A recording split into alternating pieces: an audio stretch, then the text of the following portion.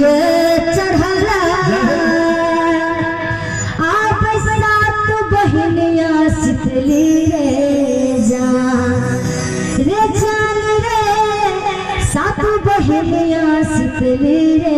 जान करी हाथ उठा के ताली बजा के रे जान तोरा पे चढ़ला भैर भैया रे जान तोरा पे चढ़ला भैर भैया रे